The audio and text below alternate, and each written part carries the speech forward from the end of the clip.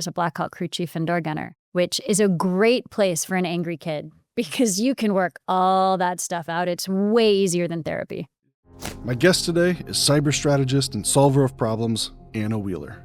Following her military service, where she served in the 101st Airborne as a Black Hawk crew chief, Anna has built a career on being an out-of-the-box thinker and an unstoppable force for getting things done right.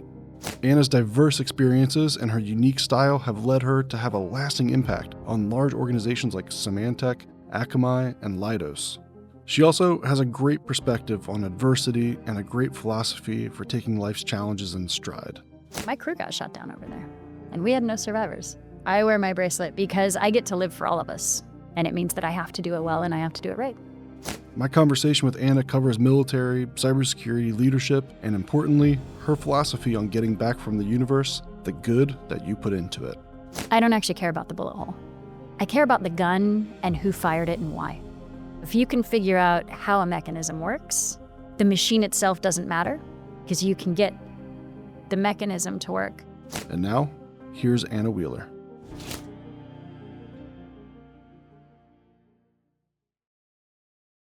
I've got Anna Wheeler, and I'm going to put you on the spot immediately, ask you that open-ended question, and I'm always interested where people go with it. Who's Anna Wheeler? Jack of all trades, master of none. I mean, I like solving problems, and I like fixing things. And I also have a short attention span, so it's really great to be able to build something, hand it to somebody else to run with. And so you just have to know when you build something, it is for somebody else to... It has to endure somebody else. Yeah. You have to be able to translate the crazy vision into something that can actually be usable. Well, and it's something that somebody else can't derail, or else what was the purpose? So you're building it not just for function, but also for sustainability. All right. I like the way you started with that. Bit of it like attributes and personality in there. Let's talk about your background, your credentials. Where should I start? Start from the beginning. Okay, well, angry kid, small town Arizona near the border, hated it, needed to leave, decided that the easiest way out was the military. So 3 days after graduation, I was in boot camp. And, you know, I got there and they kept me for a week because they told me my paperwork was wrong because they said females couldn't do the job. And I was a 67 Tango. I was a Black Hawk crew chief and door gunner, which is a great place for an angry kid. Because you can work all that stuff out. Yeah. It's way easier than therapy. Yeah, I can imagine. What's the gun? M60 Delta is what we started with. Yeah. And then the one that sounds like one consistent sound when it fires. So it's like, oh, yes. And then post 9/11, we went to the 240s. Interesting. Yeah, I can imagine that being a great way to get some anger out. Just let loose on that thing. Well, it helps you with perspective. Yeah, I can imagine. Got a problem, lead it, lag it. Yeah, hey, lead and lag measurements right there, you know? That makes a ton of sense. So they held you up. Ultimately, you got through to that job. Oh, I did. But they held me up at every stage. Like I got to basic, they held me for a week because my paperwork was wrong. I got to my advanced individual training. They held me for a week because they had no place to put females at all. And they're like, well, your paperwork's wrong. Then I got to Fort Campbell as a fully trained wings on crew chief, and they're like, yeah, your paperwork's got to be wrong. And I'm like, really? We're a year plus into this and my paperwork's still wrong? So it took an extra week for a unit to be willing to pick me up because they were not happy about having a female combatant. Interesting. So where did the breakdown happen? Clearly the recruiter, I guess, or MEPS, wherever you get the job placement, like they expected all would be fine. They did, but the military is so big, right? And recruiters get what's available that comes down from the recruiting command or the personnel or whatever, but that doesn't mean it makes it out to the units. So they just know they've got people coming to get picked up. And so we had, when I got to AIT, there were two of us. There were 2 female Black Hawk crew chiefs and 2 female Chinook crew chiefs. And I went to Fort Campbell. I don't know where the rest of them went right off the bat, but we went, and the 101st is a great place to be. So. Was this like part of a new policy change where for the first time we were going to have? Nobody can really seem to find a policy. Interesting. So, I've actually asked for it to be verified because I was told for a long time I was the first. And when I got there and nobody had any infrastructure for us, it was very believable. And I had somebody a couple of years ago tell me, no, you weren't the first. And I'm like, okay. So then I reached out to the VA and to the Women's Memorial at Arlington. And I'm like, can somebody verify this for me? And they're like, no. Okay. So I go with one of the first. Among the first. Until it's in writing, right? Yeah. I mean, if you show up to a place and they're like gobsmacked, like, wait, what? You're here and you're trained? We have no idea how you got here, like where to put you. That's pretty good evidence you're among the first. Yeah, there were a lot of moments like that. But there was also a lot of opportunity. And that's really been one of the amazing parts of my career is because I'm always willing to say, hey, you know what? That sounds hard. I'm game. Let's go. Yeah. I've gotten a lot of support for that. I showed that actually after I got through military and went to college afterwards. And then I got recruited by the Joint Interoperability Test Command to be a test engineer. They were recruiting teachers because they couldn't get engineers to test on a full rubric because they were like, no, I built it to do a thing and I tested it to do the thing and it does. And then there were all the other things that were missing, but a teacher and rubrics and like that's kind of built in. So they're like, if you have a technical aptitude, that's why they were recruiting. And, somebody would say, hey, I broke every test I touched because they were just really poorly constructed. And we went through and we started fixing that. So within 3 months, I went from the person who nobody could figure out I was there, except the guy who hired me, to promoted 3 times, moved from Arizona to Indian Head, Maryland, and was the director of failing programs. And it was really just this mentality of, well, if you've had all these seniors engineers and they've been running these programs and they haven't worked, what's the worst that can happen? If you fail, it's a bad program. Yeah. Because the seniors are going to be like, see, we told you it was bad. And if you do okay, you're a rock star. And if you actually do really well, then, I mean, you're untouchable. And so there's nothing but upward trajectory at that point. So I have always made my career off of like, yeah, I'll raise my hand. Let's go. Yeah. Like whatever no one else wants to do, I'll do it. If it sounds hard. I like that perspective. I like that approach. I like that you join the military and go into something like aviation and crew chief. Why that direction? I grew up near a military base and I wanted to never go back there. So I went to the recruiter and I said, look, I'm going to sign the contract. I'd like a job. I can never come back here. And all I'm going to ask is that you don't lie to me. And the recruiter was like, oh, well, I would never. And I'm like, whoa. Again, I'm a systems thinker, always have been. I'm like, you are incentivized to get people to sign a contract and you'll do anything to meet your number. I get that. I'm not mad at that. I'm telling you I'm going to sign. You have no reason to lie to me. I would never. I'm like, all right, I'll be more clear. I'm going to go off to basic. I'm going to go to AIT. I'm going to come back on hometown recruiting. You just got here and I know where you live.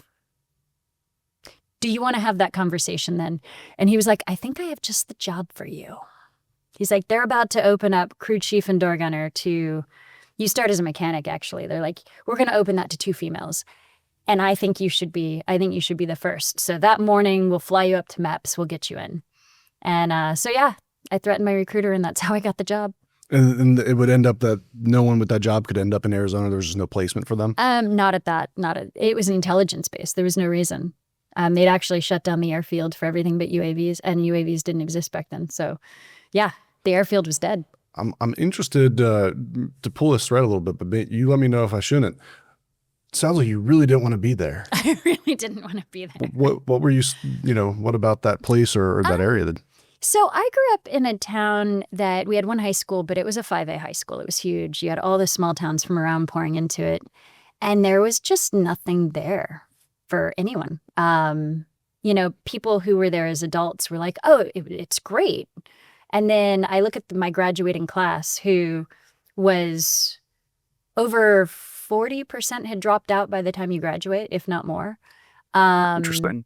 And of the people that I know, one guy stayed and became a police officer. He's got a beautiful family, married his high school sweetheart. They're amazing. Everybody else has a police record or left. Right. The only people who came out unscathed left.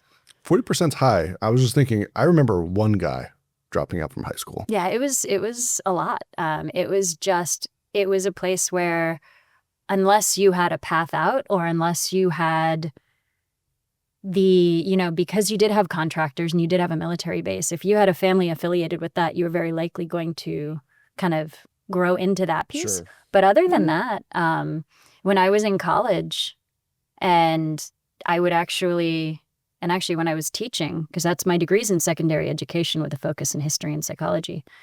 And when I was teaching during the summers, I would have to take a job because teachers didn't make any money in Arizona. You got a bachelor's degree to be eligible for food stamps.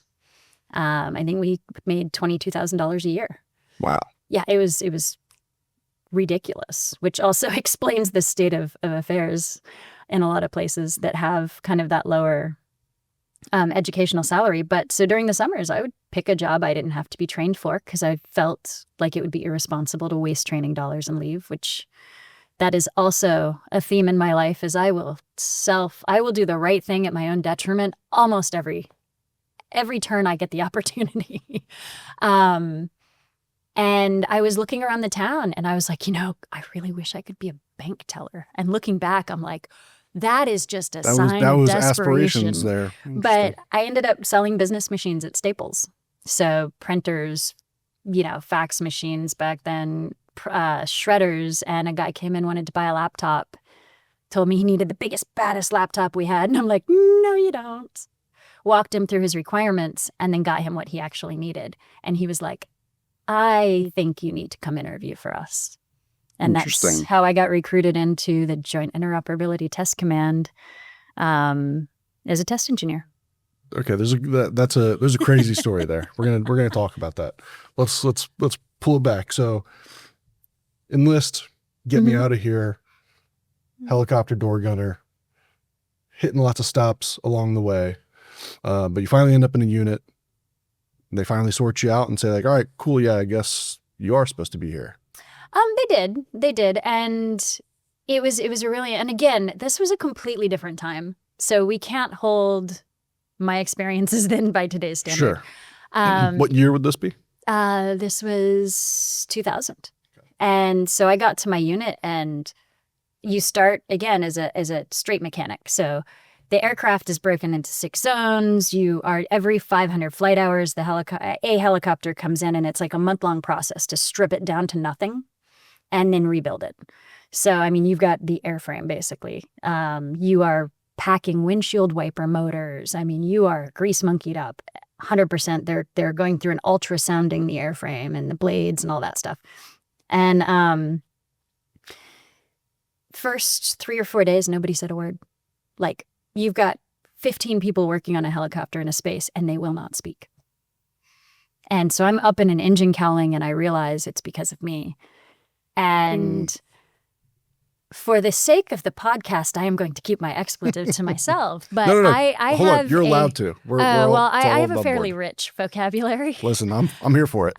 So I intentionally dropped a wrench and let out this tirade of expletives that probably made no sense and went on for way longer than made sense. And at that point, everybody just looked at each other and they're like, oh, and they just started talking. And there's an interesting grit to that because you're in a position where they've been told you're the threat. Yeah. That a female soldier who's upset can ruin a career. Anything that's misinterpreted can ruin a career. Like, you are a danger to all of these people, whether that's your intention or who you are or not, doesn't matter. That's what you walk in the door with. And getting through all of that, you have to show up every day, ready to give 110%, ready to do everything, knowing that half of them don't want you there. And most of them think that there were amazing crew chiefs there. I am not saying I was the top one, but even if I was, I would still be mediocre at best. Right. And I had some great allies. And this is back during Don't Ask, Don't Tell. And it was to the point the guys actually would tell the new guys coming in that I was a lesbian because it would keep me safe. Even though it could get me thrown out of the military, they did that for my safety. And those are my friends. Tough environment. It's not easy, but it develops you so well. You grow up really fast, which is great. I already grew up really fast, and that just helped me put structure to a lot of the anger I had growing up and everything else. And it really helped me work through all of that in a way that I don't take any of it personally. Yeah. You know, it just was what it was. And it had nothing to do with me. And that has served me really well throughout my career because I look at everybody's motivation when something's going right, when something's going wrong, who's coming at it from what direction. And if you can understand where people are coming from, and when I'm leading teams, if I understand what each person's kind of levers are and what they need from me to help develop them, you can't cookie cutter for everybody. But if you understand all of those base pieces, what's important to people, where they come from, whether it's nefarious, whether it's not, whatever it is, you have a completely different playing field you're playing on.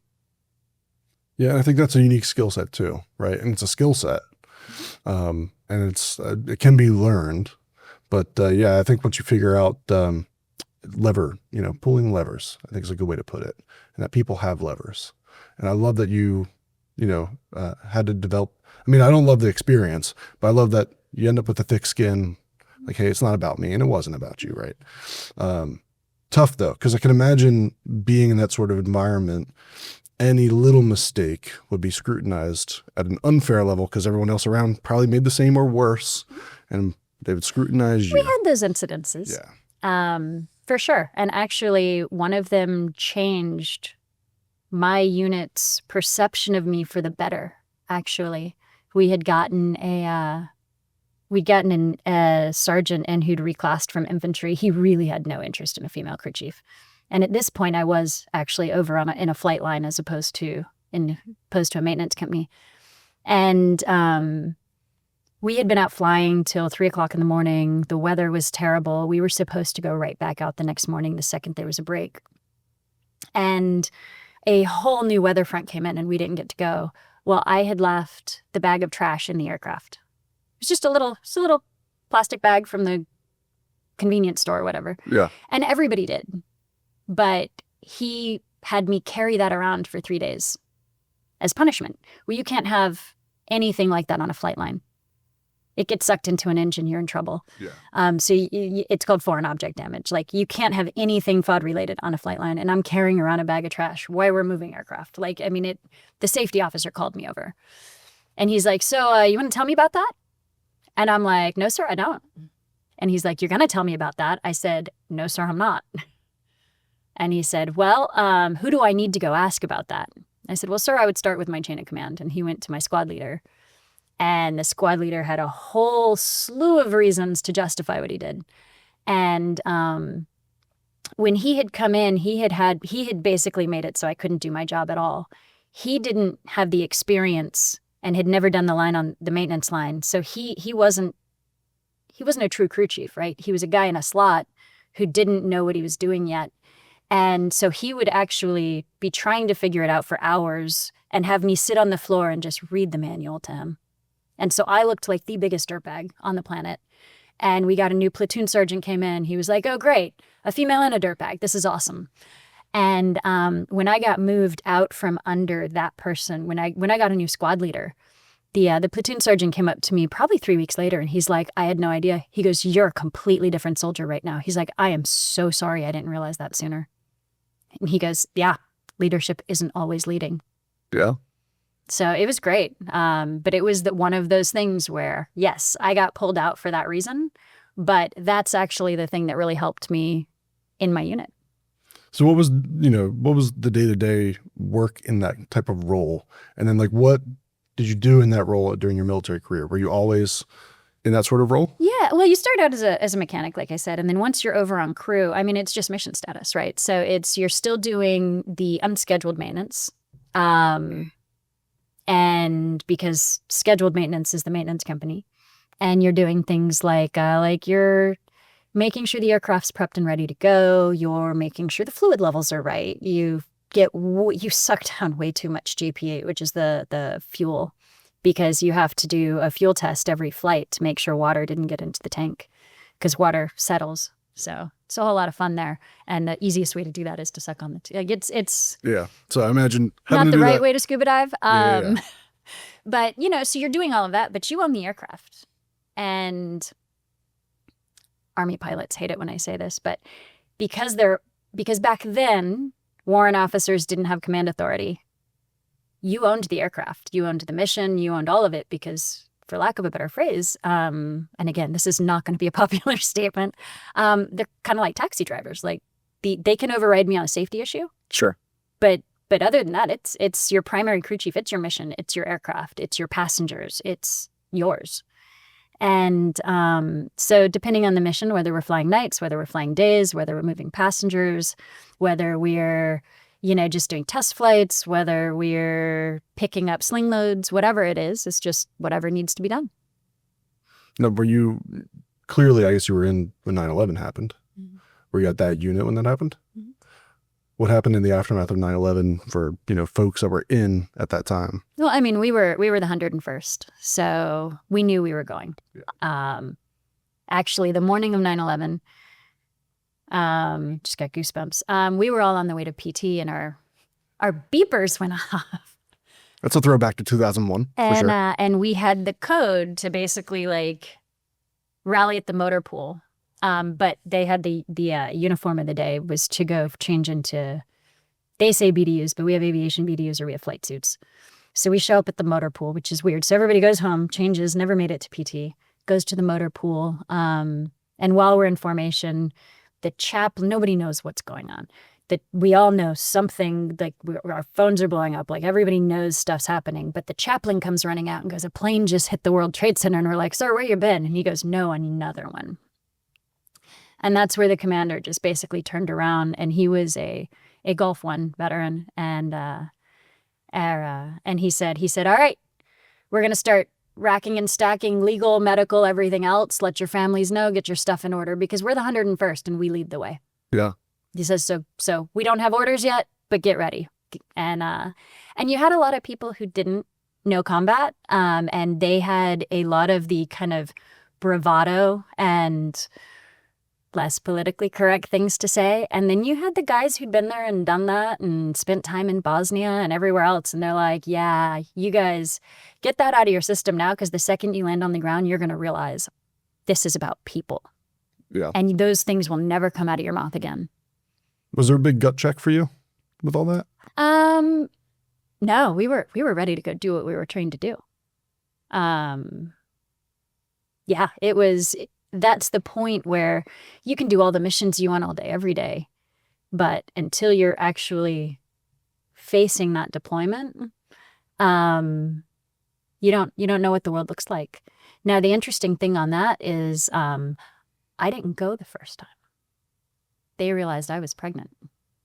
And then I was put out of the You said Army. they realized. Well, I didn't know till I was 6. I was 6.5 months when I realized I was pregnant. Because that makes no sense either. But no, I failed a PT test while we were prepping, and that didn't happen. So I went to the hospital, and they figured that I was 6.5 months pregnant, and my life changed very drastically. 2 months and change to get ready. I had almost 2 months to the day. She was early. Wow. That's a quick change in hey, I could be going overseas into a combat deployment to now a different, altogether challenging change of life. Interesting. It was very rapid, and that messes with your identity a lot too. Because I thought I'd be a lifer. Oh yeah. Mm-hmm. Well, yeah, and I can imagine again the mental prep. Hey, I could be going to a combat zone now. You're not going to be able to. Different kind of combat. Yeah, I mean, it can be combative, to say the least. She hates that word because we used it a lot when she was a teenager. Children, yeah, not without their own challenge. But, I imagine for, even for your psyche, I've trained to do this job. Here it comes. Here's the opportunity to go do that job, and something big changes. I had a lot of guilt. I can imagine. There was a day my crew got shot down over there.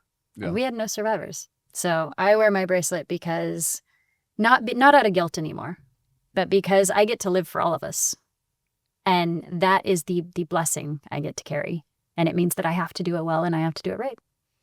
So when I make a lot of those decisions, I was one of the companies I was running strategy for, they were going through their next raise, and I had to go tell them, I'm like, anybody who doesn't map to engineering, customer support, or revenue has to go. And they're like, that's you, right? And I'm like, yep. They're like, you're telling me I need to riff you. And I'm like, yeah, and here's the other people you need to. because that's what's right for the business. There you go with that, doing things the right way at self-detriment. Absolutely. But that's also why as soon as I hung my own shingle, which I didn't do on purpose, I haven't had to go look for consulting engagements. I have had people come up and say, hey, I need this. Can you help me? I'm like, yeah, let's go. And we define what it is. We figure out what they need. And the beauty of that is it's not cookie cutter ever. I have some companies I've helped advise the board. I've helped do product development, mapping. I've helped them work through their shortfalls in their marketing plans. I'm working with one company, I'm helping with operations, and that is not in the cyber world at all. That's actually in a very much more kinetic space. Okay. And it's been great. And being able to walk in and work with people that I enjoy working with and that I choose to work with, to me is one of the metrics of success. Is when you get to kind of do it on your own terms, you're doing pretty well. I think that is the metric of success for certain people. I categorize myself among them. Like, there's not much I would trade away to do anything that would take me out of control of my situation. Like, that's always mattered the most to me personally. And in my own career, I've gotten to a point where it's like, okay, I'm kind of marching to my own drum beat, which is a lot of responsibility. And there are days I wake up and I'm kind of terrified. But then I'm also like, yeah, the alternative is, no, I like what I'm doing. I don't want to do that. I got this amazing phone call one day from, I had been at DARPA running a test program for them on one of their programs that was going to transfer over to the Army as an ACAT 1 program of record. And so DARPA doesn't generally have to have structured test methodologies. So they brought me in to help build that because it needed it before it could go over. And I had this great team of interns, and some of them were out of Thomas Jefferson High School. Some of them were out of Virginia Tech and UVA. Like, we got them kind of from all over. But if people don't know, Thomas Jefferson High School is a magnet, prestigious school in one of Virginia. The top 3 in the country. Yeah. And it's a public school. You absolutely test in. So you get really the best and brightest. The teachers actually keep written grade books because there is no system safe at TJ. Yeah, I can imagine. Yeah. Straight A's for everybody except the people you don't, it's yeah. So cyberbullying was actually one of the things back before cyberbullying was a thing at places like TJ. But we had this amazing group of interns. And years later, I get a phone call from one of them. And he goes, hey, I really need your advice on something. And I'm like, yeah, man, what's going on? He goes, what's it like to be unmanageable? And I said, what do you mean? Why are you asking me? And I had to think about it. And I'm like, am I unmanageable? I'm like, oh my gosh, I really am unmanageable.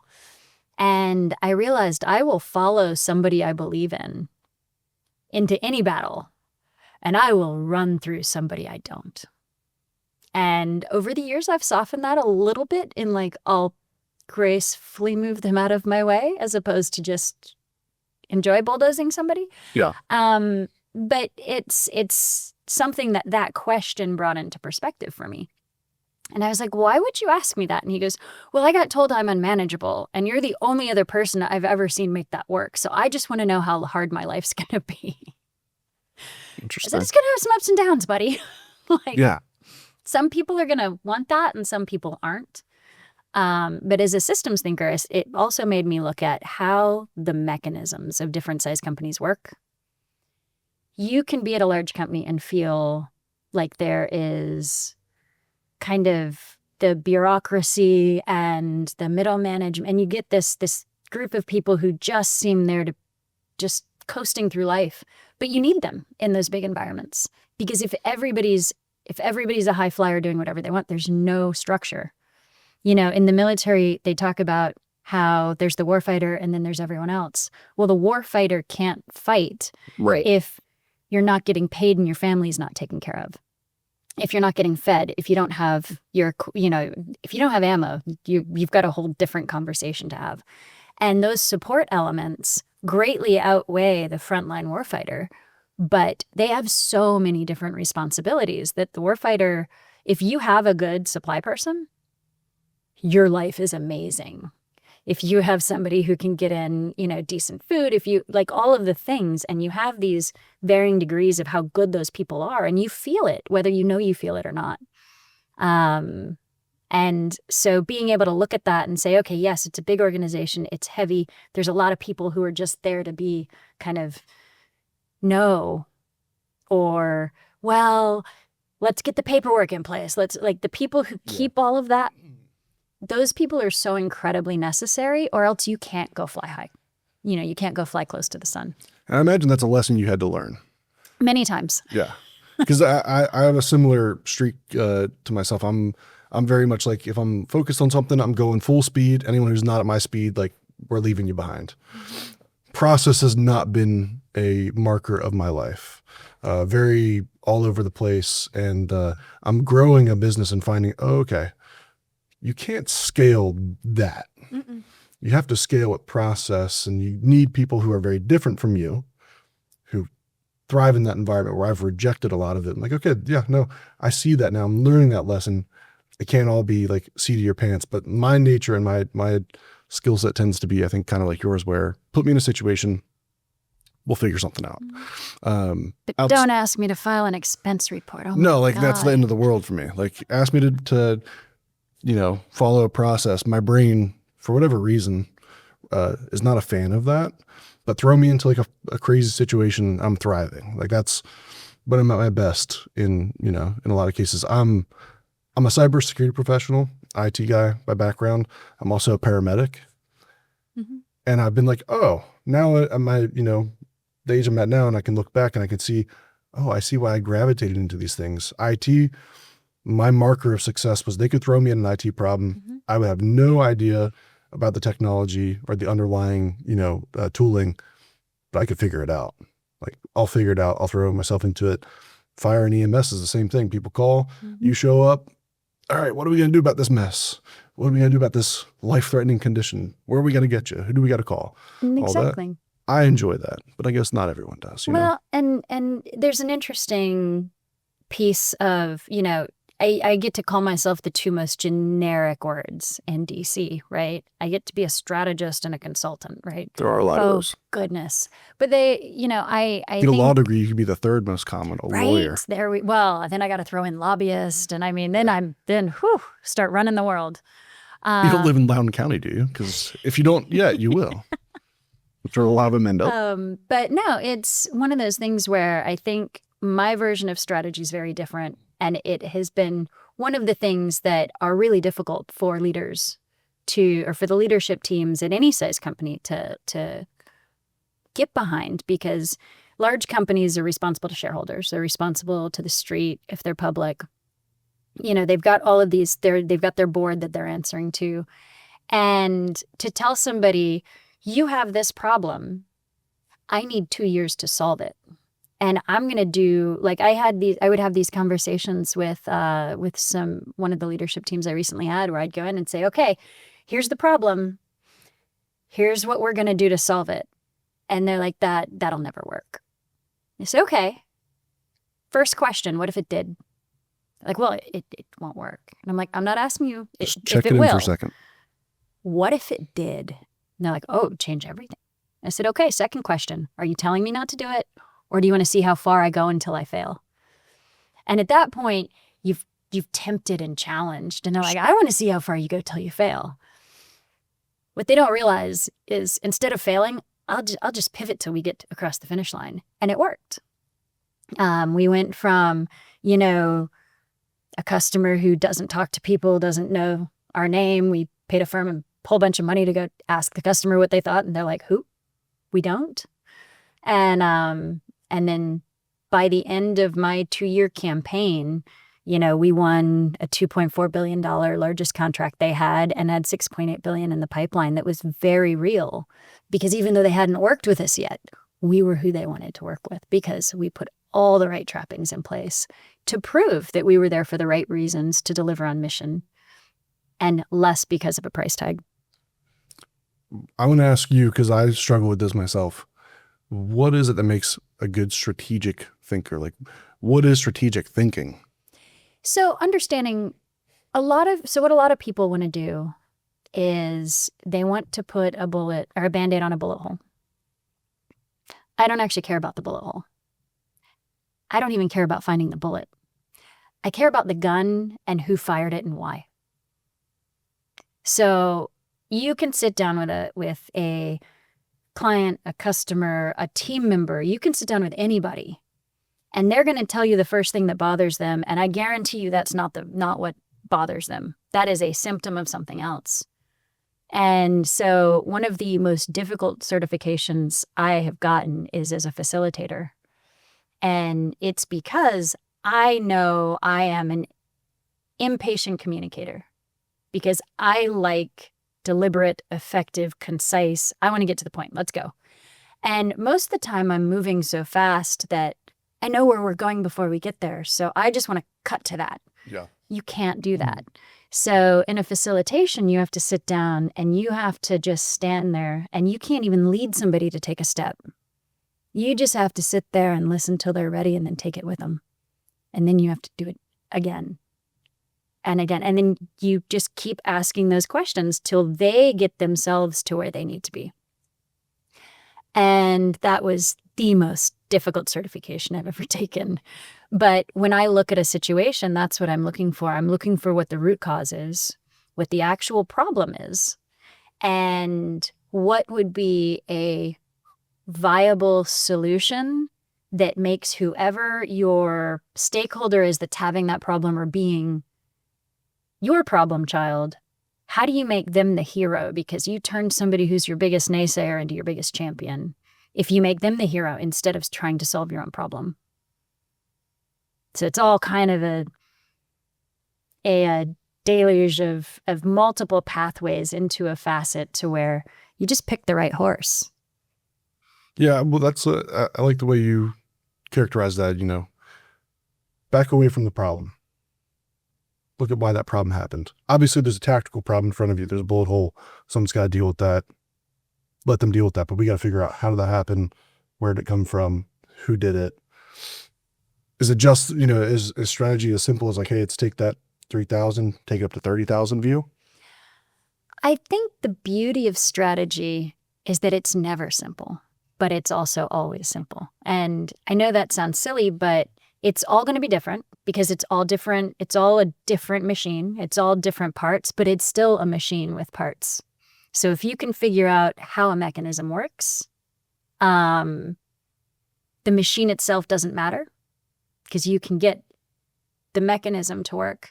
So it really comes back and trying to understand what the true elements are, as opposed to where most people are like, oh, well, I've seen this happen and we just need to, you see this a lot in the integrator space and it drives me nuts. I swore off the integrators for over a decade for this very reason, is you get a lot of people who are like, oh, I've seen that before. Send the guy in. We need to get the revenue back on track. We need to get this back in. We need to get this product moved. We need this. The second you're saying we need, you are not there to solve a problem. You are there to push whatever lever you need because somebody is driving your problem. You have nothing to do with the customer base. And the thing I love about solving problems is the helping people aspect. Yeah. I've been at software companies. I've been at MSSPs. I've been at SaaS companies. I've been at companies that kind of do all of it. I've been at an AI company. Like, I've worked all of those pieces, but the thing where I shine and you can bring me in is A, let's figure out big picture and figure out where we need to be. And B, how do we take what that person's problem is and solve it? Is that who you naturally are, or is that who you grew into? It's who I naturally am. My parents were born in the 1920s. Okay. Yeah, I get that look a lot. And my dad was World War II, Korea, and Vietnam. And then he became a counselor, and he was a college counselor and a psychology professor. And we would go through, and it was always looking. He used to do this thing with his class where he would bring in this beat up. He would find the ugliest bag of oranges he could, and he'd walk in and he'd hand them out, and he'd have this he'd lay them out and tell people to pick one, and inevitably somebody's going to rush to get the pretty one. And it's probably the one that doesn't have a lot of juice. It's like the driest. It's the one you pull it apart and you're like, did somebody freeze dry it? Like, I don't even know what that is. And then you get these really ugly, nasty, scarred up oranges, and they're the sweetest, juiciest, whatever. And he's like, yeah, nothing is ever as it seems. And a lot of his lessons are what shaped me. I was just too angry to see it at the time. I was curious, like, you describe yourself as this angry kid. Where was that? Where was that coming from? I mean, I think some of us just kind of are that way, but. No, I am. My family, I was 3.5 pounds when I was born, and my parents were significantly older. So I was not something they were emotionally resourced to have. And since I wasn't supposed to live, there was just no bond. So I grew up where no matter what I did positively, I was still always the inconvenience, is how I felt. And so, yeah, you could do everything right. I had straight A's. My brother had to repeat a year, but he could do no wrong and I could do no right. And I grew up angry. And getting out and away from that was incredibly healthy for me. Yeah. And being able to look back at it. I got disowned when I joined the Army. And, my family and I did reconcile. And people are like, well, I don't know how you forgave all the whatevers. And I'm like, that had nothing to do with me. Like, I don't have to carry anger for somebody else. And that's been a big part of how I move forward with almost anything. And as a systems thinker and looking at where things come from, it's an amazingly powerful moment when you can just look at somebody who's losing their mind and be like, yeah, that has nothing to do with me. Right. Even if it's directed at you. Mm-hmm. Yeah. So we left you in the military, pregnant, life-changing. Mm-hmm. What happened from there? Got out, went to school. My mom's health was failing. And as soon as I had my daughter, my parents and my family went from me being disowned to be like, I don't know what you're talking about. You've always been welcome here. I'm like, sure, why not? Things change when grandkids arrive. Absolutely. And so I went back to help take care of my mom. And she didn't have a whole lot of time left, but she'd been in so much pain. It was a blessing for her to kind of be free of it.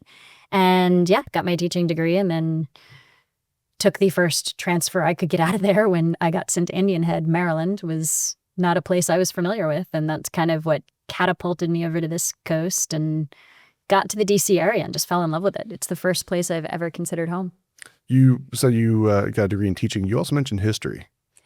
Well, if you get a secondary education degree, you have to pick your focuses. So I had history and what they kind of refer to as, we used to call it social study. Now I think it's called life sciences. I don't even know. But yeah, history, psychology, sociology, U.S. government, free enterprise. Do you have like a particular area of history that you focused on? I really liked all of the how and why things worked.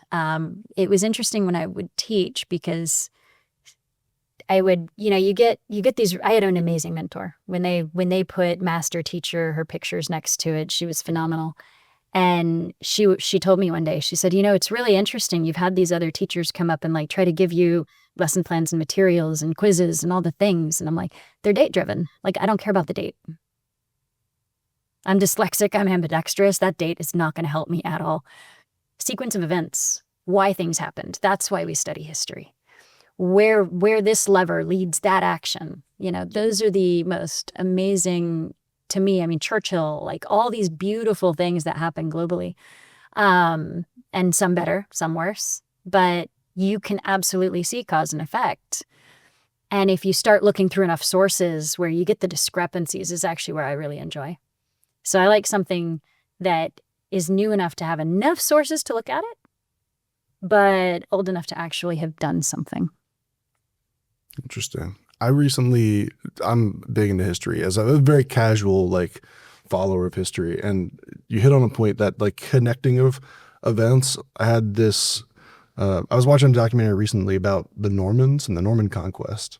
And as part of it, they set the stage of like who the Normans were in Normandy, in that region of France, and that they were Danes at one point who relocated. And you're like, okay, so Danes become Normans, become English, take over the throne, and then they're fighting other Danes who are trying to. It's just funny how you can see all this interaction over this long course of time. It's all connected. Everything's just an effect caused by something in the past, caused by something in the past. further and further. Oh, it is. And it gets really interesting because you also get the winners write history. Yes. Which is why I'm like, if you go back too far, like, then it's literally history and there's not a whole lot to study there because there's just not, it's not as interesting to me because it's however somebody wrote it. And you don't get differing viewpoints. And there's a term I love here in DC that I came up with, and people have been shocked that it kind of encapsulates a lot of what goes on, especially in the last, 10 years, 15 years politically, is I use the term anthropologically fascinating. Somebody can come at me with something that makes absolutely no sense. And I'm like, that is anthropologically fascinating. Like, I'm not going to get mad at it. I want to know more. I want to know how that person even made that leap. Yeah. And so anthropologically fascinating is one I use pretty frequently. That's I think a way of saying like, that's interesting. Interesting take on that. Yeah. Well, but it's more than that, because an interesting take on something is almost like okay, we're going to let that sit over in the corner in the chair by itself. And I'm like, no, that's I want to hear more about that. Like, tell me where that comes from. One of the more inflammatory statements that somebody made to me was, I went to a dinner. They started by thanking me for my service. And the more they'd had to drink, went into a tirade on how women are not capable, not capable of being military, law enforcement, firefighters, nor should we vote. It's a bold assertion to make. And this person... That's anthropologically fascinating. And this person was not like an older person. And I'm just looking at it like, okay, you got to walk me through this. And I asked him, I said, so you're telling me you wake up 3 o'clock in the morning, you're on the sidewalk, your wife and kids are there, your house just burnt down, you're worried about who pulled you out? Well, no, because a woman couldn't do it. And I said, but women do it. And he goes, those aren't women. I'm like, what are they? And he's like, what do you mean? And I'm like, these are capable women. Like, this is a born female, all the things. Like, these are, there's no arguing that that's not a woman. Yeah. And she just did that. And she's like, and he's like, nope, they can't do it. And so the more he had to drink, he calls his mom. It's like, this is getting worse and worse. Calls his mom and he's like, Ma, you got to tell her. And he's not even trying to convince me. He thinks it's so obvious. Like, everybody should just agree. And she goes, oh, son, you're mostly right. She goes, women can't be police or military or whatever, but we should be able to vote. I like to vote. It's fun. But don't worry. I just vote for whoever your dad tells me. And he hangs up the phone and he said, see? And I'm like, I get it. And he goes, thank you. And I'm like, your mom shouldn't be allowed to vote. I get it. And everybody at the table's like, please stop talking to this man. Please stop. So it's, I love when people have differing ideas. It's what makes the world rich. It's what makes it interesting. It's definitely some of them, like that one, my dad said, you don't have to, if people think you're the village idiot, you don't have to open your mouth and prove them right. Yeah. Yeah, I've had those sorts of interactions, and I do like the way you phrase that. Sometimes it is just fascinating. It can start out appalling, and you're like, hold on, wait, how you hold that view?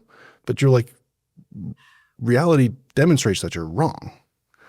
But people sometimes don't see that. But see, that's why I don't find it appalling. I find it just anthropologically fascinating. I'm like, I just want to understand where it comes from and how it works. Yeah. Who was the first person who decided to spin a clay pot on a spinning wheel?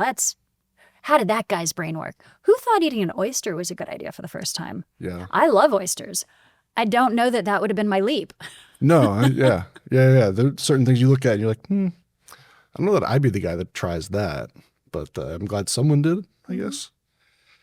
So you get into teaching, you move back home for a time? So I was back through college, and then I did not get tenured, which was a whole different, weird, doesn't make any sense story. Apparently I didn't get tenured because the principal said somebody told him I said something mean about him. I'd never met the man. I didn't know anything about him. I could recognize him in a hall. That was it. And so it made it very easy to transition over to kind of the the test and evaluation side. And, So maybe because you're unmanageable? Is that what it was? I don't know. The guide never met me. I mean, I definitely can be an acquired taste, but usually you have to meet me for me to be offensive. Well, maybe you made an enemy of the wrong person, but It doesn't even matter. One of the other things that I'm a true believer in is the universe gives you what you need, not what you want. yeah. And my life has been spectacular. So the path I've been on, not ending up as a career military person. And I mean, I had recalls afterwards, but so I had, I did end up over in Afghanistan and things like that, but, which I loved, by the way. Whoops. But all of those things, every time life throws you a curveball, if you can just turn around and say, okay, it's a curveball, or I swung and I missed. Great, I have another pitch coming. So you just get ready for the next one. You don't have to worry about the last one. And that there's a freedom to that. Yeah, I think people can have the same circumstances and the same things happen with wildly different experiences. And a lot of it, I think, is just how you understand it and how you approach it. Personality being a large part of that, but life lessons. I mean, surely your experience in the military, all the problems along the way made it so like, hey, there's just another thing. There's just another thing. I'm going to get on the other side of it. I'll end up somewhere better because that seems to be how it went. Absolutely. And what's funny is we've spent so much time talking about all that. We haven't even gotten into the most recent 20 years. Yeah. And I'm sure a lot has happened in those recent 20 years. A little bit. So let's talk about how you ended up where you are today, right? Doing consulting, being involved at a strategy level. You don't go from a crew chief door gunner, which I think is a very tactical sort of thing, to I'm a strategic thinker and I'm helping guide massive companies through big decisions, trying to make the non-simple simple. There's a big gap there. Yeah. So a big part of that is just, again, it's when I came over to JITIC, it was, I have no problem raising my hand. I don't see that as risk. And I am very comfortable in uncomfortable places. When things get calm is where I get a little uncomfortable. And it's also where I just don't do as well. I actually saw it when my daughter was in high school and she was rowing and she was bulking for the national team. So she was doing their practices and the school's practices, and she was in the IB program, and she was sleeping like 3 hours a night. And like it was just constant churn. She had to be so hyper-focused and organized. And like the second all of that went away and she was just focused on schoolwork or just focused on whatever and the season ended, she was a mess. Like she couldn't get anything straight, and it didn't get easier for her. And I think I'm similar. The more idle I am, the more I'm just almost going to atrophy is what it seems like. So, I do a lot of charity work for a lot of different charities. I spend time doing the consulting side and all that, but I would just be having lunches where people would be like, hey, you should meet Anna. She's got a really interesting experience. And it usually all hinges off of if people want to know what a female door gunner looks like, which I think I confused them there too. I had a pilot, an old Vietnam pilot, tell me the other day, he's like, our crew chiefs weren't that tall. And I'm like, that's true. And he goes, and they didn't look like you. And I'm like, they weren't that tall. I get it. But, as you go through all those elements, being willing to raise your hand, not seeing that as a risk, and being able to know that it's all going to work out. Because again, universe gives you what you need, not what you want. If you go into everything with the attitude that you're there to give it all of your best for all the right reasons. I don't go into anything because I think I'm going to get something. I don't go into that in my personal relationships. I don't go into that from a business perspective. I go into, here's how we can solve a problem. So when somebody says, hey, come have lunch, sit down, talk to so-and-so, they have a problem, I don't go in with a sale in mind. I don't go in to say, hey, I'm your person. I go in to say, hey, have you thought about this? Have you thought about that? Have you looked at that? Have you whatever? And, sometimes I get criticized for like, you're just giving it away for free. And other people are like, I really think you brought some really great points. Can you come help me with that? But getting to that is not my intention. It's, oh, you have a problem. Somebody I have a lot of respect for has respect for you. Let's talk about it. I think that's probably what you do here at this table pretty frequently too, is just walking through people's lives and all that stuff. And yeah, transparently, similar. this is like, for me, this is a selfish endeavor because I like having the conversations. I really like the people who end up sitting over there. I'm asking you questions because I'm trying to roll this into like, all right, I know I need to get better at this. Like she's got something that she could teach me, right? So yeah, transparently, it's like that, and it's largely about I just want to put something good. I just want to put out something good in the world. My favorite part of doing this podcast has nothing to do with the impact it's had on my job and my business, which is arguably not much. It's a lot more about the people who reached out to be like, dude, that was a really interesting conversation when you guys were talking about that bit there. I was like, yes, I was fascinated by that too. You were on the edge of your seat. So was I. Right. So I love that. And I love that perspective. I try to do that myself too. Like, I get pulled in a lot of different directions and I have a lot of different interests. But generally my motivation to pursue something or to go to meet with somebody or talk to somebody has nothing to do with, hey, how's this going to benefit me? It's a lot of like, hey, if I can help, great, I'll find a way. Exactly. And so in doing that, I haven't had to go solicit work. When I separated from my previous You probably company. have the opposite problem. You probably have more interest than you can take on. And if you're anything like me, you probably hate being like, sorry, I can't. I'm so busy. Yeah, I struggle with that one, especially on the philanthropic side. I think I have at least 6 charities that I do stuff with in varying degrees. And I enjoy them all for different reasons. They're all very different. But, I'm an empty nester. And I live alone, which is great. It gives me kind of the space to selfishly do whatever I want, whenever I want. And people are just like, I don't know, you do all these things. And I'm like, right, but I don't have all the other things you're dealing with. And I'm like, and me idle? Nobody wants that. When I'm idle, there might be an issue with like the world falling apart if I stay idle for too long. When I'm down for the count, it's not good. So I talked about this being something of a gap, right? Now it sounds like naturally you're going to be successful, with the strategy and whatnot, but talk me through, the career path. Oh, into cyber? To get into this and to get into that level. Yeah. So from the test engineering side, then I went I was an ordnance and explosives test engineer for NAVSEA. That was a lot of fun.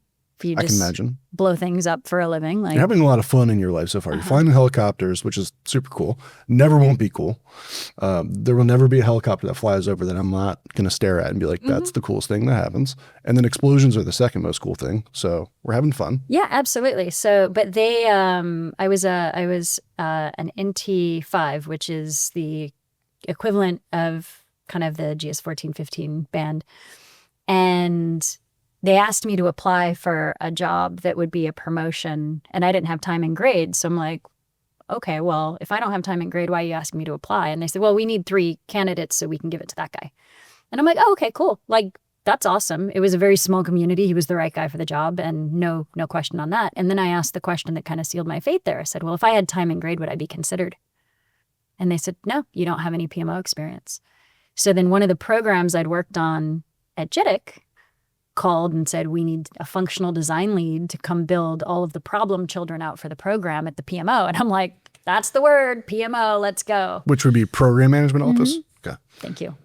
Acronyms, a lot of people in this area hear it and they know it and understand it. Nope, I appreciate it. A lot of people outside of this have no idea what we're saying. So I went over and I became the functional design lead on the failing project. So the program was GFEBS, the General Fund Enterprise Business System, which is the Army's financial accounting system.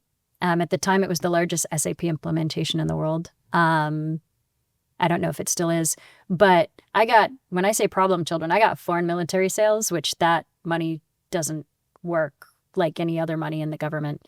Then I got the National Guard, who also doesn't, because they cross into state territory and their stuff doesn't make sense. And I'm going to take a shot at the Guard, which I probably shouldn't, but like weekend warriors, full-time, like you get a different skill set. And then I got the deployment community, and that's kind of when I went over to kind of figure out how money worked over in the deployed environments. And so I went through those pieces. And as the functional design lead, again, it was solving problems. It was getting down to the systemic root of the issue.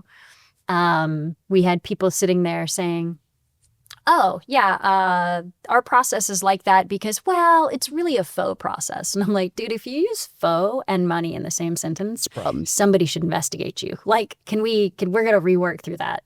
And it was interesting because when you're building a system, everybody wants to send the managers and the people who own the business instead of the people who do the business.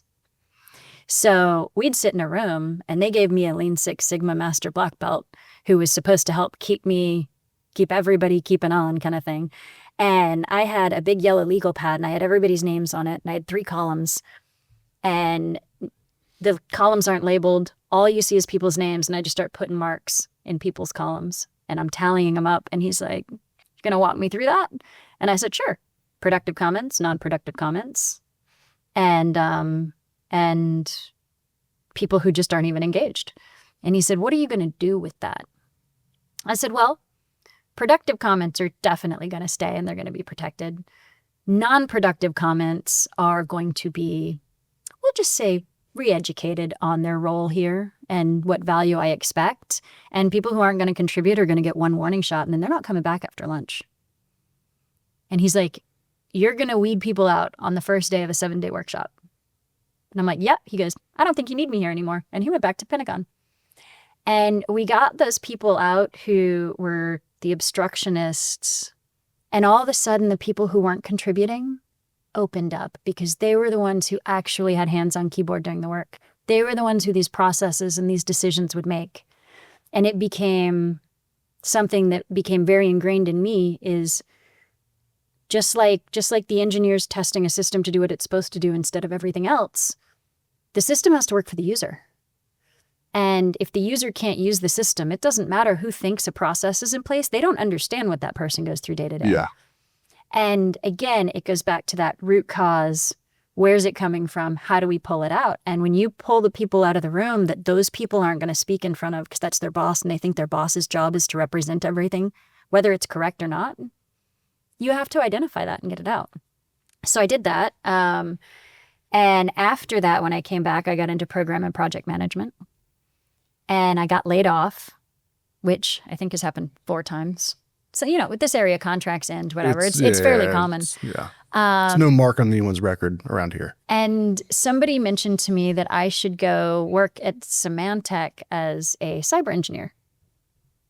I was like, well, that's an interesting pivot. And so I submitted my resume and the head of engineering of the federal engineer team called me and he said, "Anna, I have a question for you." I said, "Okay, what is it?" And he said, "I have my guys who never come into the office. Every single guy on my team has come into my office and said, I have to hire you. And you are the least technical resume in my stack.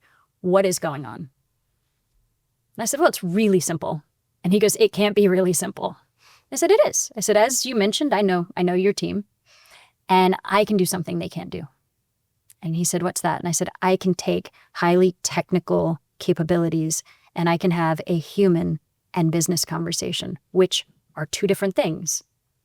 And we can make that work." And he said, "I think we're going to skip the next couple rounds of interviews. Let's get you an offer letter." We call that a unicorn. It's very rare. It's pretty stubborn from what I understand, but no, it was great. And, I went in and they wanted to PowerPoint me to death on, at the time, Symantec was an acquisition company, right? It had 200 plus products and half of them competed with themselves. And I mean, it was a lot.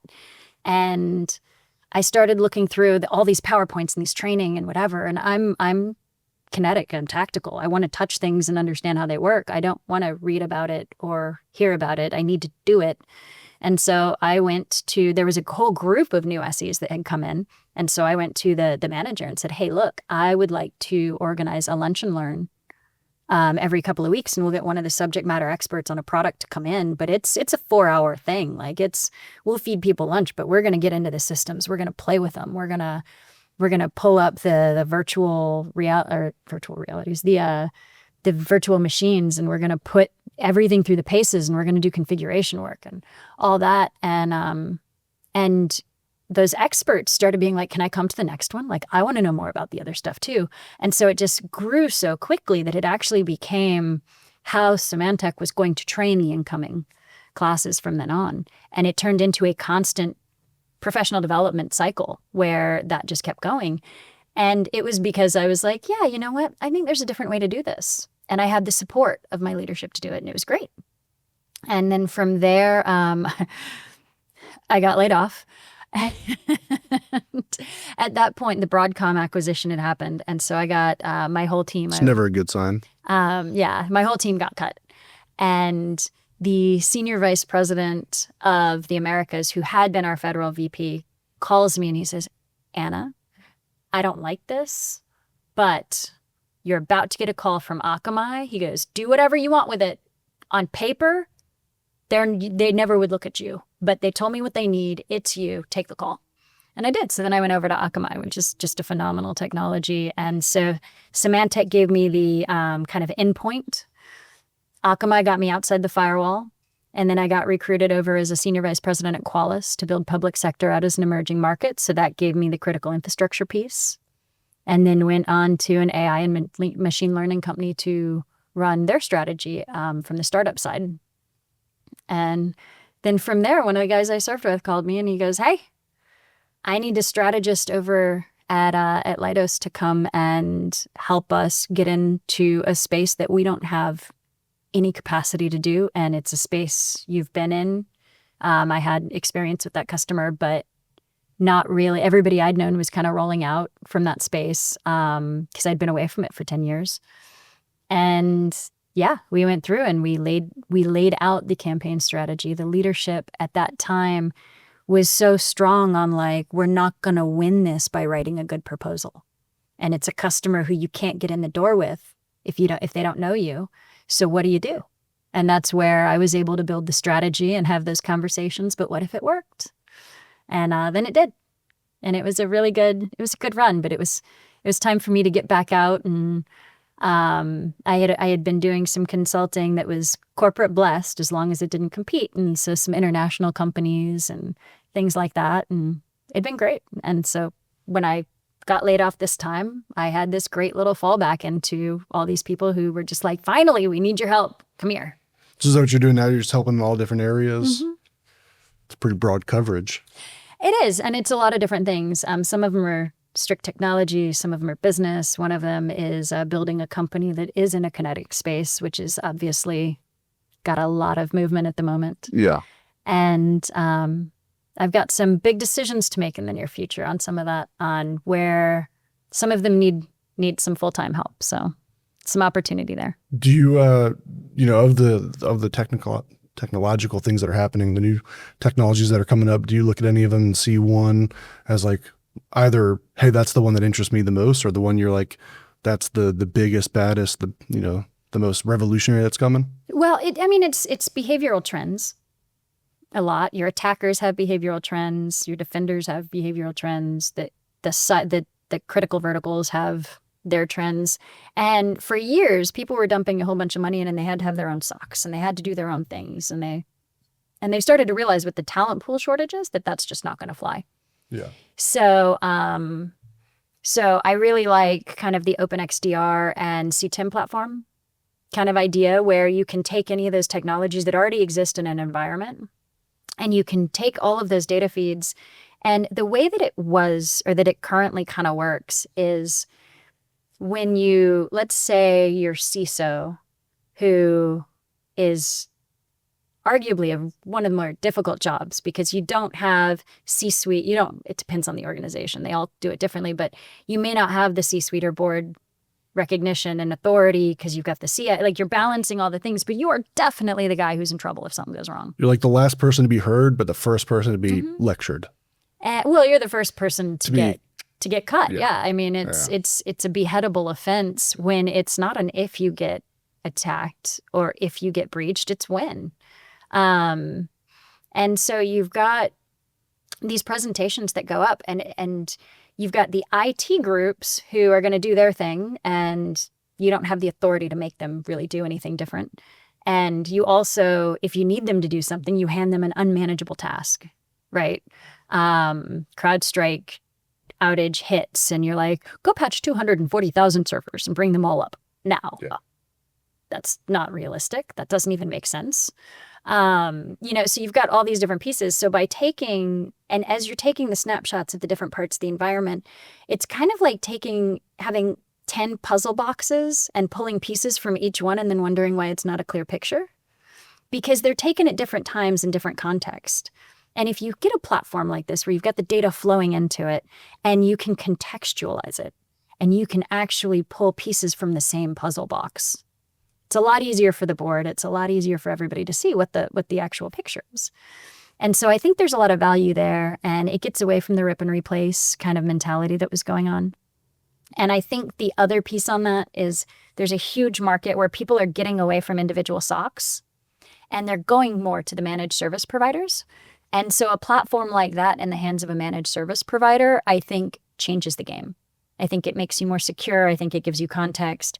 You also get away from one of the things that managed service providers, I think, get beaten up for by their customers and the different groups they work with, that it's the customer is the one who's wrong. Is like, I want a dedicated person. And they want that because they want one source of accountability, and you want somebody you're comfortable with. And, but comfortable is not what keeps you safe. And if you take a team and say you have a bucket of hours and we're going to work these things with these hours, but you're going to have somebody running spear point on that team, but you do have a group of people moving in and out, you keep people in the fight and up and running industry wide, now providing that context back instead of saying, okay, now I've been dropped in a box and I only know what's happening in my box. So you get this really great enriched capability. You get this really great, you're seeing what's happening in different verticals because you're sitting with your team who's providing those services, and you scale better. So it seems like the trend to get away from that SOC and go into kind of that almost, I hate to use the term SOC as a service because it's one of the current buzzwords that just, but you're speaking my language. Buzzwords aren't real. That's kind of what we're doing in my company. Yeah. So when they start pulling out of we're going to do it ourselves, and then now you have this kind of the CTEM or the OpenXDR, the platform, which is kind of a workbench idea where you can pull all of that in and you keep it segmented off, and the customer still has its own kind of space. But now you have all this different visibility, and you can say, hey, look, you're in the financial sector and so just got rocked, and here's how. Or you have this constant, I'll go back to CrowdStrike again, just because it's so familiar to people even outside of the cyber world, and because it wasn't an attack. The company I was working with, they have a SOC in South Africa, and CrowdStrike hit them around, I believe, they're ahead, midnight, 6 a.m. It was one the other, so it was 6 a.m. for them, midnight here, I think. And all of the customers they had that were reporting in, like everything was reporting in, it was baselined, everything was looking great, just plummeted.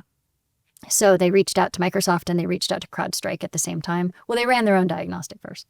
Yeah. And they've got a great blog about how it all worked. And Microsoft's like, we have no idea what just happened. Why would they? And CrowdStrike was like, oh, yeah, so. We might have made a change. But because they put this enriched platform in place and you're getting all the data, they also have their risk registry to say, hey, look, these are the systems that matter. These are the ones that don't. They're like, you don't have to patch 160,000 servers today. You have to patch these 14. And if you can handle those 14 servers, then we can tier out how you're going to patch the rest. And it takes away the drama between the CISO and the IT guys. And then it takes away when any incident happens, this is where, of course, the next buzzword of the month comes in, which is AI. The AI is also writing every single incident as it happens in 3 languages. It's writing it in an executable file. It's writing it at the kind of CISO, let's have a conversation with IT and the CIO. And then it's writing it in a business language for the board. Like, here's the actual implication of what just happened. And it's a hugely valuable thing. So kind of watching the company that has that as I've worked with them, say, hey, look, it's a great product. Here's how you develop it. You've got to make sure it's mapping to NIST. You've got to make sure it's pulling these things. You've got to get in the kind of the regulatory pieces. You've got to show where the compliance hits versus where it doesn't. You've got to break it out by silo, because what's happening in finance does not mean it's happening in aviation.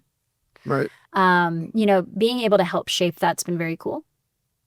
Watching how they grow with the customer has been very cool, but then also pointing out to them, you don't have to be the only person who uses this workbench. Like, you can take that entire platform, put it over at an MSSP, and you've just exponentially expanded your workforce and your sales force, and you're making more sense, and you're driving engineering that makes more sense.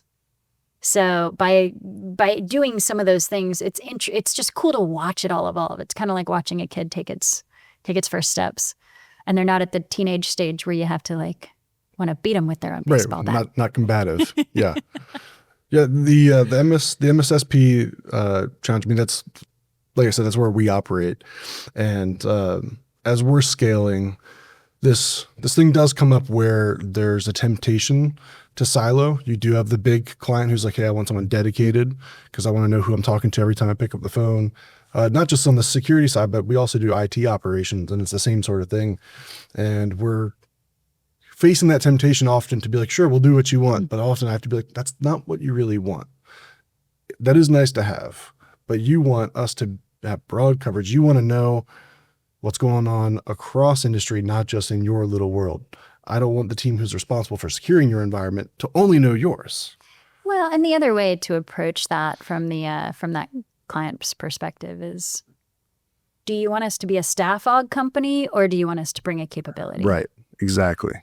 And most of the time, their inside voice is, well, I was kind of thinking staff aug, but yeah, I guess a capability would be a better answer. So then they'll say that out loud, and now they're accountable for it. Well, it's kind of what you mentioned earlier. The thing that they're saying that they need, there's a more underlying problem under that if you get to, you're like, well, yeah, I hear what you're saying, but is that really the challenge? Because the way to answer for what you're saying might be staff aug.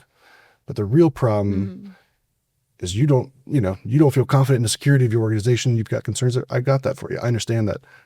I have a team, the way we built it, a service, the way we built it will get you that outcome. You just have to follow our process. Come along the ride here. It helps to shift the mentality too. I mean, we were talking about, I mentioned that buzzwords aren't real, and like cybersecurity, I think, is one of the terms that is what makes cybersecurity so scary, because it's not real. There is no security in the cyberspace. Like, you can't have cybersecurity. It's cyber risk mitigation. No, you can have risk mitigation. Yeah. You can have safety precautions, just like you put your helmet and pads on your kid on a bike. It doesn't mean they're not going to fall down. Right. But it means that when they fall down, they know what to do. And so if you take a cyber safety approach where, yes, we're probably going to get hit. And when we do, we have our playbooks. We have what's automated. We know what we're going to go do. It's not the hunt for the Red October. This is not a drill. Like, when I was doing ordnance and explosives, I'd fly through DCA, and every time I would get swabbed, I had a letter of my orders, or a thing of my orders, saying, I'm going to pop hot for every chemical that scares you. And they're like, man, we are professionals. They're professionals till that little light goes off. Yeah. Especially back then, post 9/11. And, until that light's not scary, and until we get into a safety mentality instead of thinking that security is a thing, the accountability changes when you start looking at it that way. And by shifting that focus, I think it's important. So I'm definitely excited about that aspect of where kind of this shift away from this siloed, I have to do it myself. I'm going to use everybody else's products, but somehow be accountable for all of them and an expert in all of them, which I've never quite understood how that makes sense. We'll tie it back to being a crew chief. I was not an engine mechanic. I pulled an engine out and I gave it to an engine mechanic. That's how any big system should work. Right. That's that complicated, and cyber's no different. Yeah, that is interesting. The more things are only getting more complex. The attackers especially are getting more sophisticated and more complex. The answer shouldn't be to do what you just said. Well, let's add another tool to the stack, another tool to the stack, another tool. Yeah, you're going to be a mile wide and inch deep, and we're talking about, do you need depth to compete, against this now? I wanted to ask you, what do you think of the word secure? Because some people think it's like a destination, and I love what you said. I think kind of you're saying that about cybersecurity. It's not an achievable outcome. You're never going to be secure in the way you think. Secure is like a spectrum maybe, or like a direction we're going, but you never get there. Right. I mean, that's the entire evolution of the landscape, right? If you're cyber secure in one instant, 3 seconds later, you're not, because there's a new variable at play. And you can't look at those things, which is why you used to have threat intelligence analysts, then you had threat mitigation specialists. And if you had an incident, you had all these different skill sets that come into play because it's too much for one person. I always laugh when I say it, because as you can see, I make fun of these generic terms. People are like, what do you do? I'm like, cybersecurity. Yeah. No. And people are like, well, that's amazing. And I'm like, okay. And when I'm mentoring kids at the university or with the lab down at West Florida, and I'm like, what do you enjoy? And they're like, cybersecurity. I'm like, that's like saying you know how to breathe, right? Like, where do you want to go? Do you like putting your hands on keyboard? Do you like coding? Do you like building? Do you like compliance? Do you like design work? Do you want to have a face-to-face conversation with people? Do you want to sit there and break into things? Like, what do you like? And they're like, I don't know. That's what I tell the kids. I'm like, go to the middle school, go get involved in a robotics program or a computer program there, and figure out what you enjoy teaching. Because if that's what you enjoy teaching, that's what you'll enjoy doing. Yeah, it is sort of broad, like being like, I like computing. Well, computers kind of do a lot. Cybersecurity is pretty broad like that too. And yeah, I've had that same experience where people will be like, I've got a passion for cybersecurity. I'm like, great. Which area? What fascinates you?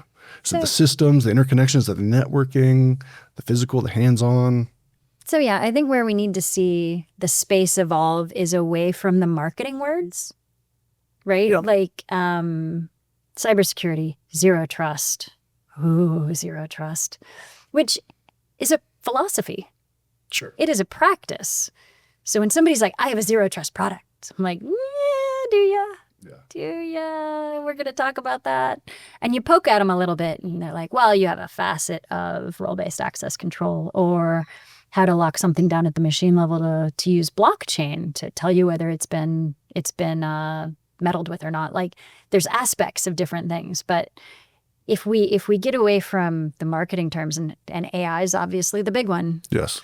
Everything's powered by AI now. Well, that's the thing, is the way we're using the term AI, it has been for decades, right? It's automation. It's telling one line of code that based on these parameters to decide which line of code to follow next, right? It still has guardrails. And there are instances where we're starting to see those guardrails look a little fuzzy, but you can put them back in place. So it's not a true AI yet. Although there have been people who say they are out there. I have not seen one. So yeah, me either. But if we can get away from the actually one of the CEOs I spent a lot of time with coins the phrase perfectly. He says, if we can get away from security theater and start providing safety, the world gets to be a very different place. And it gets to be a lot harder to attack because attackers are going for low-hanging fruit. And the more expensive you make an attack, the more safety you've provided. Yeah. Yeah, the low-hanging fruit doesn't seem to be getting that much better. That's one of the key challenges. We talk about emerging technology. I was on a panel fairly recently talking about quantum and talking about AI and exciting topics. Mm-hmm. And we need to be at the United States needs to be at the forefront of these, no doubt. It'd be great if we were. It would be great. And it does feel like we're falling behind in some of these things. But set that aside for a moment. Those things don't matter necessarily because we still can't get people to not click on everything that they get. We still can't get IT groups to take away admin rates. We can't get Louvre MFA. not to leave their password as Louvre. Yes. I read that like their Wi-Fi password is like Louvre. All right, cool. Yeah. But that's people, we laugh at that. That's the norm still in 2025. Well, that's how, back when the large denial of service attacks were happening, and the biggest thing they were doing is they were actually networking into routers where nobody had changed the password from password. And if you can figure out the router model number, you can have that. Google the password. You can if you know that this model number, every one of them is password, all you have to do is send something to go find all of those and then tell it what to do.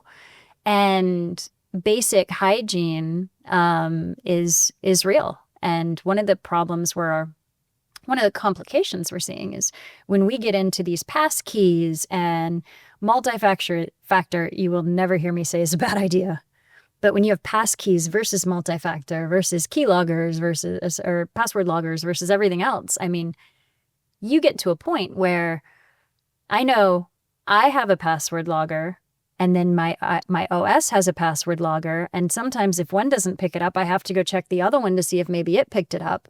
And at this point, you're looking through so many places that you've expanded your vulnerability footprint to, that and you're wasting your time, that you've got a lot of confusion. And it's not making things simpler. It's making them harder. And the harder they are, the more users will go around them. I'm curious from a strategic thinker that, I don't feel like we have a very coherent strategy as a country.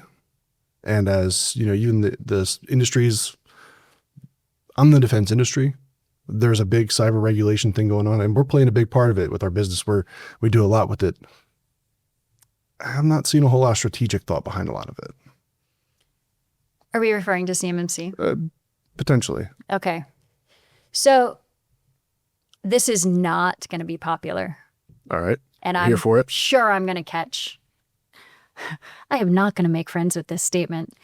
But if you look at what CMMC actually does, CMMC does not provide security. CMMC does not even provide necessarily a framework, because NIST is already doing that. So if CMMC with self-attestation, what is it actually doing? What do you think it's doing? Well, not for self-attestation. People are just going to do what they've historically done. Yeah, but what does that do? What's the Yeah. benefit of putting a program in place that isn't actually providing security, but it is providing a framework or a mentality that people may or may not have to use? Yeah. It's shifting blame. It gives the government the ability to say, well, you told me you were secure. That's not my fault. You said. And is that their intention? I don't know. I can't speak to that. I have not been, we'll disclaimer that right now. I have not had any direct work in the CMMC development arena or with, that's not my world. But when I look at it as a strategist, I'm like, well, what does it do? NIST puts things in place and puts regulations in place and puts all the best practices and makes them available and says, hey, these are the things you need to do.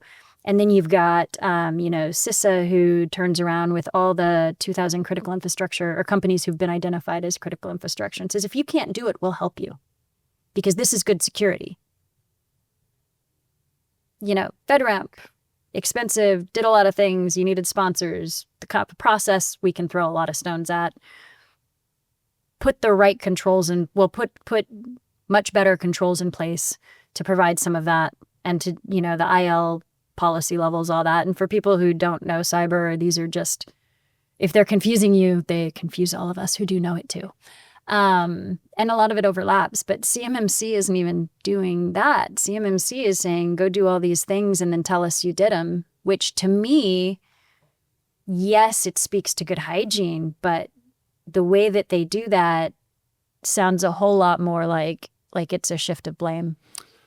So CMMC is changing that. They're bringing the main topic around CMMC, because there is a self-attestation model still, but we're bringing in the third-party auditors now. Mm-hmm. But that's essentially just to say, well, hey, now there's another layer of someone to go after and say like, well, hey, you said you checked them out and they did what they're supposed to be doing.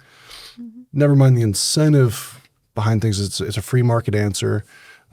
Not saying that's a bad system or that the government assessments and audits are much better, but my big challenge with CMMC is you're going to get a 3-year certification. My company, we got ours back in January. It was a point in time. We spent 4 or 5 days with some assessors, showed them how we're doing the 110 different requirements, some of which are like dead on MFA. Awesome. Mm-hmm. Some of which are kind of theatrical, but we had to do that anyway. Now I got 36 months before I got to show anyone I'm doing it again.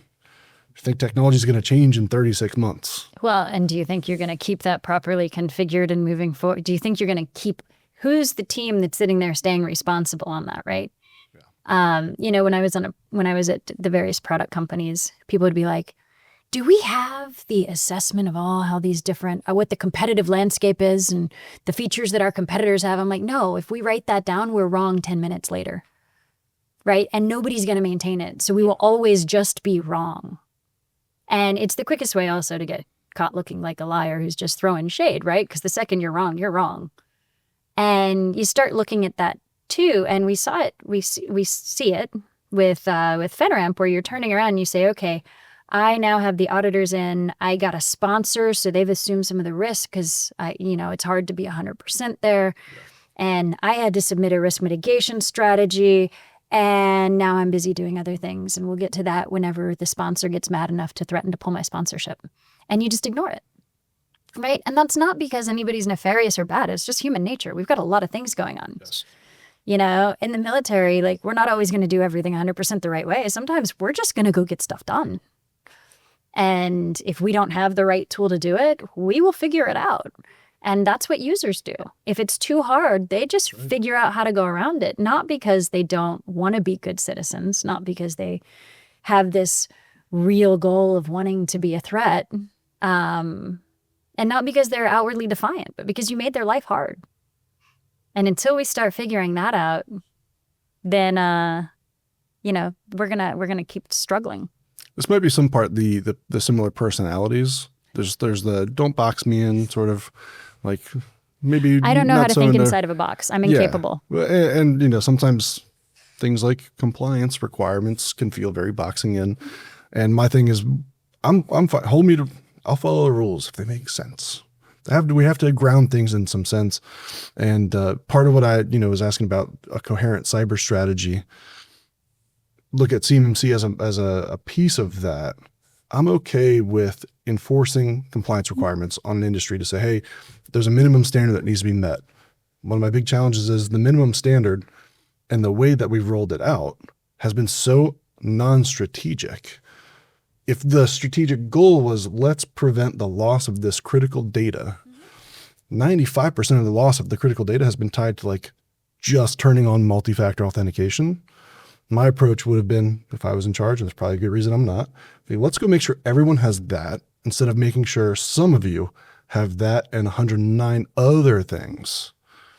Well, that, and we have the requirement to go to multi-factor authentication is in so many places, right? We've got so much overlap and duplicitous nature of all these different, everybody's telling everybody what a best practice is. And best practices, again, to your point, we're going to say 95%, totally solid, let's go. But they don't all have to overlap. Like, if you go to the 3PAO and you say, hey, I need FedRAMP, and I need CMMC, and I need IL 4 or 5, or 5 and 6, and I need, and the difference between those controls might be 5 or 6 controls and the rest overlap. Yeah. But your bill just tripled. Yep. That, from a business perspective, is a very difficult pill to swallow. And I believe best practices are necessary, and I believe putting the requirements out there are necessary. I just think they're done in so many places that actually are enforceable requirements. I don't know why we needed another one, and I don't know why self-reporting was an option. Yeah, I work with a lot of small businesses, and generally the feeling is of overwhelm. Mm-hmm. Right? Because especially, they're trying to sell to the government, which is in and of itself a wildly difficult thing to do, compounded by the fact they're small businesses and it's, a small leadership team trying to do 15, 20 different things. Now they've got all these different requirements for security. They have to do non-human trafficking things. And like, guys, I'm a machine shop in a rural area. Like, we got 20 employees. This is way too much. I think I have that same question. Like, why do we keep on adding more and more and more? we're complicating a problem. We need to be simplifying this Yeah. problem. And if need we to make could it easier. simplify it into one framework, if we could, CISA tried to do with the KEV stuff and with CISA 2015 and all that, like they really tried to put all of that in a way that made sense, and with different funding and different priorities and with all of the different elements on the Hill, that there is not a single person who says CISA 2015 is a bad bill. They just didn't get around to extending it. And, you sat there with the committee, and I was in those hearings. Very dear friend of mine was testifying at them. And we're sitting there and we're talking about it. And everybody up there on the panels, all of the congressmen are sitting there going, yep, we all agree this is important. Like, this is a bipartisan issue. We're all happy. And then it never got through. And it's because, the other people just started poking and pulling and making it an issue that became a partisan issue with different elements that weren't originally within the spirits, I guess. But there's all these pieces, and the need for having things in place and having best practices and having things that are enforceable, especially if it's going to touch a DoD network. I'm not mad at that. Yeah. I'm there for it all day. It keeps everybody functional and moving forward, and it keeps people who don't have that expertise giving them the ability to see it. But we just need to stop making it so cumbersome and expensive on companies that can't afford it. And then we need to start actually incentivizing people to keep up on it. Because it's just like patch your servers. Well, great. Yeah, patch your servers until you don't have time, or until you can't afford to take the site down or the server down to patch it for a minute. Or until you can't afford the new server within the tech refresh window. So now you've got one where you're afraid if you patch it, it's not coming back. Yeah. Like that. And people think I'm talking about small companies when I say that. There are agencies in the government that have that issue. And they are so far past all of that, all of the windows for when that should be valid. And they have to keep the mission moving. And then they have to do it with less people. And then they have to do it with less funding. And not always in that order. And then the cycle just keeps going. And it's a difficult place to be. And what people forget is that everything in cybersecurity is still about people. We don't have enough people. We have bad people trying to get in. We have good people trying to do good things, whether they have the skill sets or not. Many very highly qualified, capable people who are spread too thin to be able to focus on something. Like we've got the systemic problems that the world has in every other thing apply to cyber too, because that's just how people work. Yeah, no shortage of problems, but glad we have problem solvers like yourself. We try. So Anna, the tradition here is we like to end on optimism, because we're always dealing with like big, challenging issues, and people's personal stories sometimes involve a lot of hardship. It's not what we're going for here. We like to ground ourselves in optimism and hope. So I always like to ask folks, what keeps you optimistic? I am so excited about this shift in culture in the technical space, to where people aren't trying to build their names off of the corpses of one another. People are lifting each other up. You see so many people who, and this is over the last 15 years, you see people who want more diversified skill sets, who we didn't have a direct path to cyber back then, to a cyber career. Now we have degrees, we have all the things, certifications. We didn't have that then. And you were either in or you were out. Somebody had to give you a chance. They didn't. But now we have so many amazing organizations that are lifting up and helping people like minorities, women, leadership trainings. I'm in a mentoring program with the United Women in Cyber called the RISE Mentoring Program. This will be, it's their second cohort. I've been blessed to be a mentor on both. It's exciting to see how many people are just here to lift each other up instead of tear each other down. And the fact that we do see it as one team, one fight. And there is no shaming, right? You've seen CISOs now having criminal charges put against them, and you've seen the entire community rally around and say, hey, look, there were mistakes made, but that's not right. And so I think it's hugely optimistic that people are celebrating each other, and that what one of us does well, we make sure everyone does well, and we make sure it's visible. I think that's incredibly exciting. I got nothing I can add to that because that's the perfect way to end it. So Anna, thank you for coming on to Watchers. Absolutely. Thank you for having me. Thanks for joining us on this episode of The Watchers. For more great content, be sure to like, subscribe, and check out our channel. We'll see you on the next one.